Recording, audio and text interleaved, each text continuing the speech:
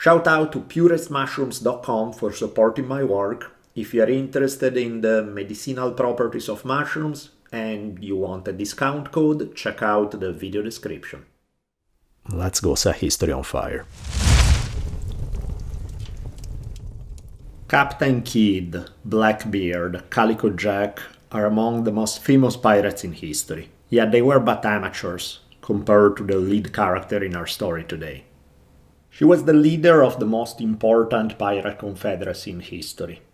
And yes, in case you are wondering, I'm using the pronouns correctly, because the leader of the most important pirate confederacy in history turns out to be a Chinese woman who lived between the late 1700s and the early 1800s. It is said that in the West, during the heyday of piracy in the early 1700s, only less than 6,000 pirates were around cumulatively all throughout the Caribbean. On the other hand, the lead in our story had about 10 times that number under her direct command. In the early days of History on Fire, I dedicated a full-length episode of the podcast to her story, episode 24 in case you want to check it out, which was a challenge because the reality is that despite how important of a historical character she was, there's really not much in the way of documentation to tell us about her story. No one even knows for sure her name. There are suggestions, but they are highly disputed by various historians. She's either Cheng Yisao, the wife of Cheng, or Qin Shi, the widow of Cheng. Either way, we know so little about it, and of course there are reasons for this. Pirates are not known for sitting down to write history in between bloody raids, and governments are usually not thrilled in publicizing the people who kick their butts. So let's look at some basic facts, starting with the context. In the 1700s in China was a time of population boom. The population doubled in a relatively short amount of time, leading to too little land for too many people, with the obvious consequences being the quality of life took a nosedive for a whole lot of these folks. And this major disparity in wealth between the super rich and the super poor, inevitably, as you may imagine, did wonders to push a whole lot of people toward piracy. If your position in the economic system ensures that you live in poverty just barely above starvation, guess what? Lots of people will choose to make a living illegally. Following the law is a luxury that some people cannot afford in certain circumstances. Confucianism argues that it's better to go hungry than to steal, which makes you wonder whether Confucius ever really went hungry for that long, because poor people who knew hunger way too well didn't seem to agree and turned to piracy. Now, in the latter part of the 1700s, a civil war in Vietnam offered Chinese pirates a finishing school to perfect their skills, as they were hired by one faction that gave them weapons, ships, more formal training and experience. Once their Vietnamese patrons were eventually defeated, it looked like the gig was up for Chinese pirates. But just when it looked like the end was in sight, something happened that changed everything. In a genius move, realizing that competition would push them to kill each other and basically do the government job for them, in 1805, the 7 greatest pirate leaders in southern China decided to build together a confederacy in order to work with one another, having at their disposal tens of thousands of men, which would dramatically strengthen their position. The most important of them was Cheng Yi, who commanded the Red Flag Fleet, the number probably somewhere in the neighborhood of 20,000 people.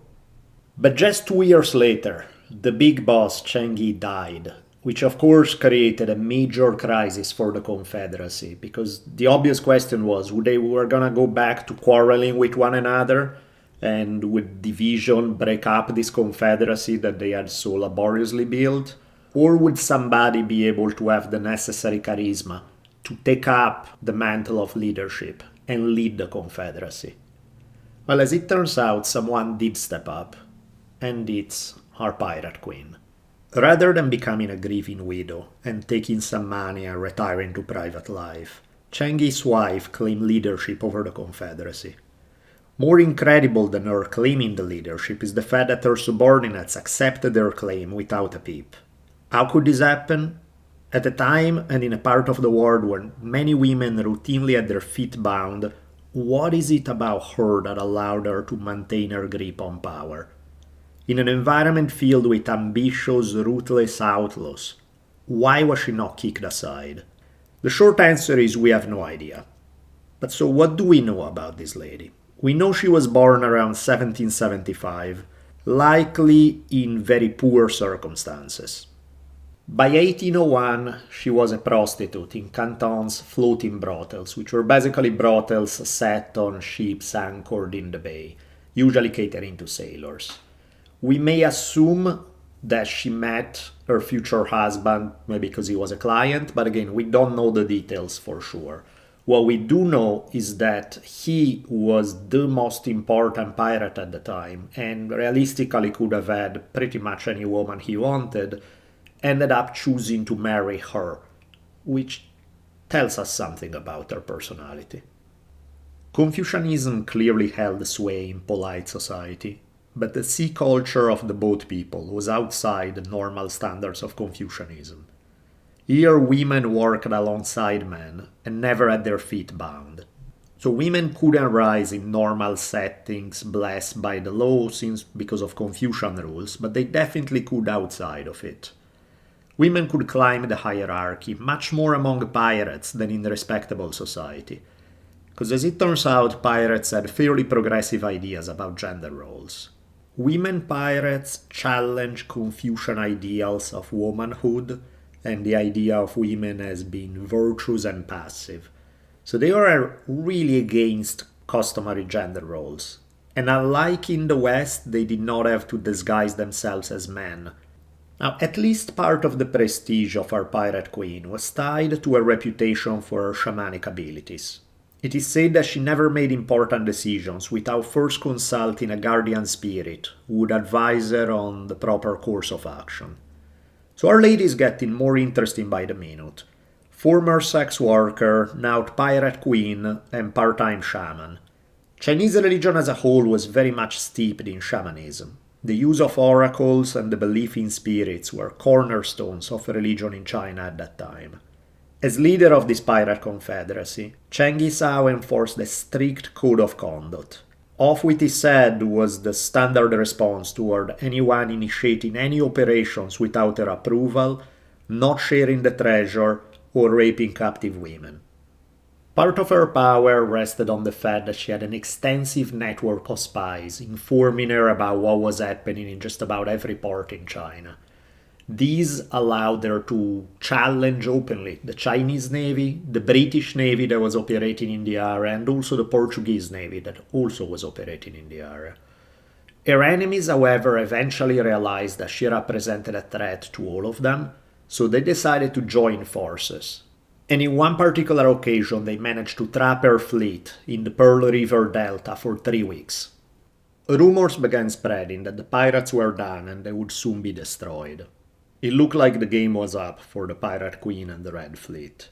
So Governor General Pai Ling came from Canton to witness the end of the dreaded pirates. When the wind got in his favor, the Chinese commander of the government forces launched 43 suicide ships filled with straw and explosives and sent them toward the pirates in Game of Thrones style. The pirates, however, managed to maneuver to avoid any damage. And even more dramatically, the wind changed and some of the fireboats went back to Sun, setting on fire 2 of his ships. Worst of all, on the following day, the pirates broke through. This triumph by the pirates proved their superiority to the combined efforts of Western and Chinese forces. So it was becoming obvious that neither the Chinese Navy nor the Westerners could beat the Confederacy. At this time, when some of her sub-commanders were beginning to fight with one another, the Pirate Queen showed her genius yet again. Knowing that nobody's luck lasts forever, nobody can be victorious in all circumstances, she consulted her guardian spirit, who suggested that it was time to make a deal. It was time to walk away. So what she showed here was an essential Taoist talent that's praised in all the Taoist texts, which is the ability of knowing when to stop. The Tao Te Ching, the most famous Taoist text. There's a line that says, "There's no greater calamity than not knowing what is enough." Now, why is it so hard to stop? Because no one wants to stop when things are going well. Think of just about every fighter you have ever heard of. Their career usually comes to a peak, then begins to decline. The first chinks in the armor begin to appear, but it's hard to walk away when you're used to winning and the money's pouring in. So inevitably, fighters stay too long in the game, and they end up taking monstrous amount of damage from younger fighters coming up into their own peaks. Think of Muhammad Ali, think of pretty much any other fighter. Cengiz Sao does what none of them knew how to do. She chose to walk away while the going was still good. And their timing couldn't have been better. The government, seeing their forces beaten by the pirate confederacy time and time again, decided that maybe it was time for a more conciliatory policy of some kind. Maybe it was time to just walk up to her and say, "What do we need to give you to make you stop? What does it take to make a deal with you?" And so that's exactly what happened. On April 20th, 1810, she decided to walk up to meet with the government and set up a deal. So at the time when the Pirate Confederacy was at its highest, that's when it was eventually dismantled. Cengiz Sao sailed one last time at the head of the Red Flag Fleet and surrendered with thousands of her pirates. She obtained everything she wanted at the negotiating table. Pirates usually don't get to retire or die of old age.